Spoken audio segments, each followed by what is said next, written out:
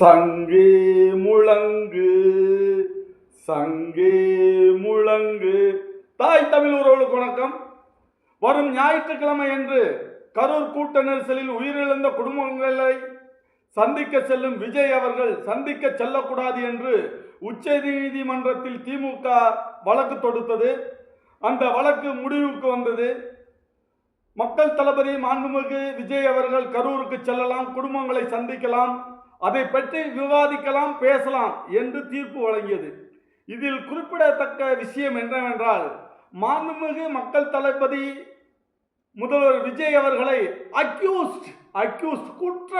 குற்றவாளி என்று திமுகவினுடைய வழக்கறிஞர் குறிப்பிட்டிருந்தார். இது வன்மையாக கண்டிக்கத்தக்கது. ஏனென்றால் மக்கள் தளபதி விஜய் ஒன்றும் திருட்டு ரயில் ஏறி சென்னைக்கு வந்தவர் அல்ல. அதன் மூலியமாக திரைக்கதை வசனம் எழுதி தமிழ்நாட்டின் முதலமைச்சர் ஆகி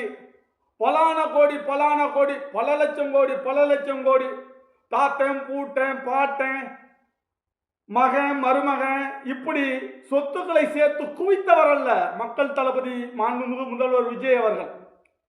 கரைப்படாத சொந்தக்காரர், கையில் கரைப்படாத சொந்தக்காரர் மக்கள் தளபதி விஜய் அவர்கள். அவரை பார்த்து திமுக அக்யூஸ்ட் என்று குறிப்பிடுவது அநாகரிகத்தின் உச்சம். இன்னும் வரும் காலங்களில் எத்தனை முன்னாள் அமைச்சர்கள், திமுகவின் முன்னாள் அமைச்சர்கள் அக்யூஸ்ட் பட்டியலில் இடம்பெற போகிறார்கள் என்று தெரியவில்லை.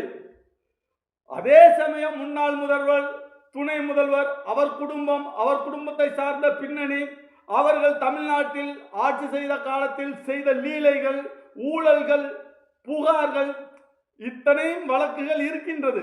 இத்தனை வழக்குகளுக்கும் அவர்கள் பதில் ஒரு நாள் சொல்லியே ஆக வேண்டும். ஆகவே தமிழகத்தின் முதல்வர் மாண்புமிகு மக்கள் தளபதி விஜய் அவர்களை அக்யூஸ்ட் என்பதை வன்மையாக தமிழக மக்கள் கண்டிக்கின்றார்கள். இதனை மக்கள் பார்த்து கொண்டே இருக்கின்றார்கள்.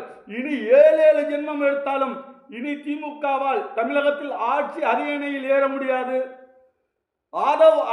மாண்புமிகு ஆதவ் அர்ஜுனா அமைச்சர் சொன்னது போல் திமுகவின் கடைசி முதல்வர் மு.க. ஸ்டாலின் தான்.